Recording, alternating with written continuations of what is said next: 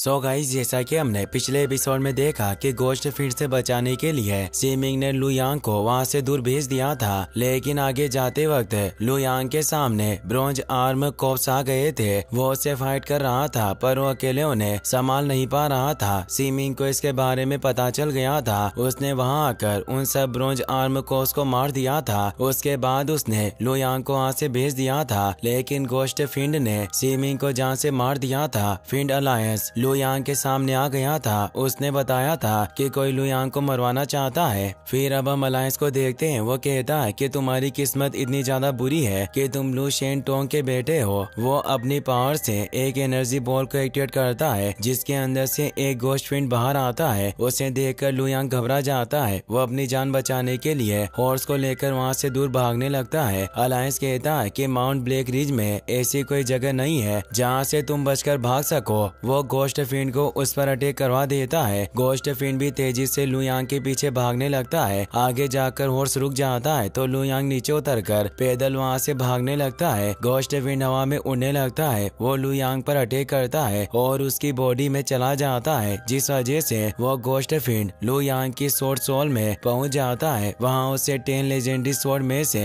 एक legendary ताओशेन sword दिखाई देती है। अलायंस कहता है कि जब एक गोश्त फिंड किसी सोर्ड सोल रियल्म के मार्शल आर्टिस्ट की बॉडी में चला जाता है तो आर्टिस्ट कुछ ही वक्त में मारा जाता है। गोश्त फिंड लू यांग की बॉडी में भागने लगता है, जिससे उसे बहुत तकलीफ होती है। वो सोचता है कि क्या मैं इसी तरह मर जाऊंगा। गोश्त फिंड ताओशेन सोर्ड पर अटैक करने लगता है। तभी ताओशेन एक्टिवेट हो जाती है और उसके अंदर से बहुत पावरफुल एनर्जी रिलीज होती है, जिससे गोश्त फिंड डिस्ट्रॉय हो जाता है। इससे लू यांग बहुत हैरान होता है। वो सोचता है कि ये मेरी सोर्ड सोल नहीं है, मेरी सोर्ड सोल में एक और सोर्ड क्यों है। अचानक लू यांग हवा में उड़ने लगता है और उसकी बॉडी पर बहुत पावरफुल ऑरा ग्लो करने लगता है। वो सोचता है कि मेरी पावर अचानक बढ़ गई है, इसका मतलब ये सोर्ड बहुत खास है। यहाँ तक इसने गोश्त फिंड को भी खत्म कर दिया। क्या ये लेजेंडरी सोर्ड ताओशेन है? लेकिन मेरे पास लेजेंडरी सोर्ड कैसे आ सकती है? अलायंस के पास एक बेल थी जिससे गोश्त फिंड के बारे में पता चलता था। वो बेल अपने आप टूट जाता है। इससे अलायंस बहुत हैरान होता है। वो कहता है कि आखिरकार गोश्त फिंड अचानक खत्म कैसे हो गया। भले ही गोश्त फिंड पर ट्रू एनर्जी से अटैक करके उसे खत्म कर दिया जाए, लेकिन वो फिर भी पूरी तरह खत्म नहीं होता। उसके बाद भी वो सोर्ड फिंड एनर्जी में बदल जाता है और दुनिया के साथ मर्ज हो जाता है। लेकिन ये प्रोसेस होते वक्त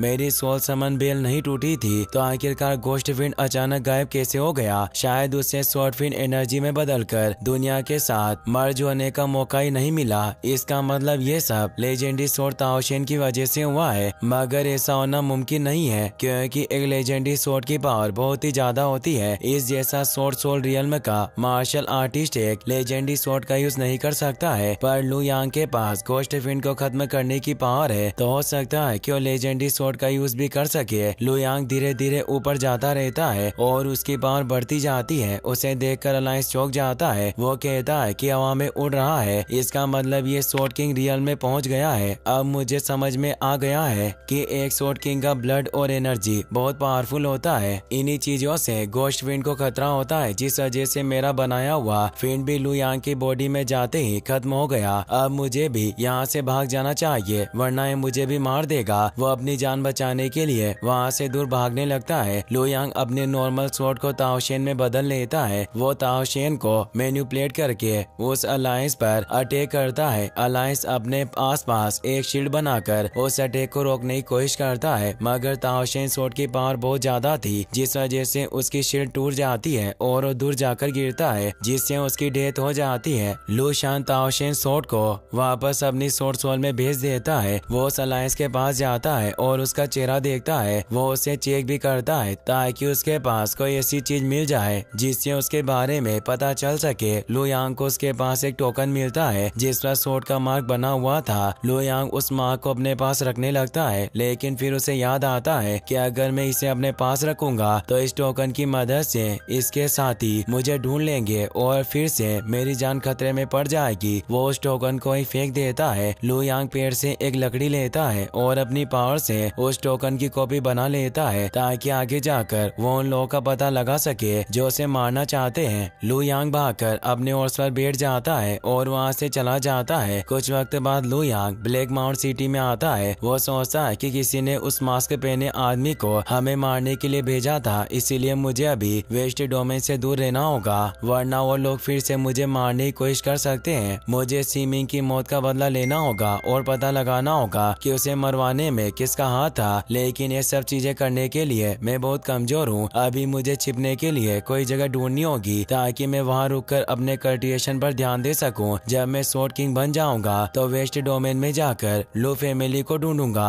लू यांग अपने हॉर्स पर बैठकर पूरे दिन इधर उधर घूमकर अपने लिए एक सेफ जगह ढूंढता है, लेकिन उसे कोई जगह नहीं मिलती। रात में बारिश होने लगती है तो अपने हॉर्स को लेकर एक बहुत पुराने घर में आ जाता है। वो वहीं आग जलाकर आराम करने लगता है। अगले दिन लू यांग फिर से सेफ जगह ढूंढने लगता है। कुछ वक्त बाद उसे एक गांव मिल जाता है। उस गांव का नाम युआनफू था। उस गांव में ज्यादा लोग नहीं रहते थे। आसपास की जगह बहुत खूबसूरत थी और वहाँ बहुत शांति थी, तो लू यांग वहीं रुकने का प्लान बना लेता है। इसी के साथ ये एपिसोड यहीं पर खत्म हो जाता है। गाइस, अगर आपको वीडियो पसंद आया हो तो इस वीडियो को लाइक करने के साथ साथ चैनल को सब्सक्राइब जरूर कर लेना। मिलते हैं नेक्स्ट वीडियो में। Thanks for watching.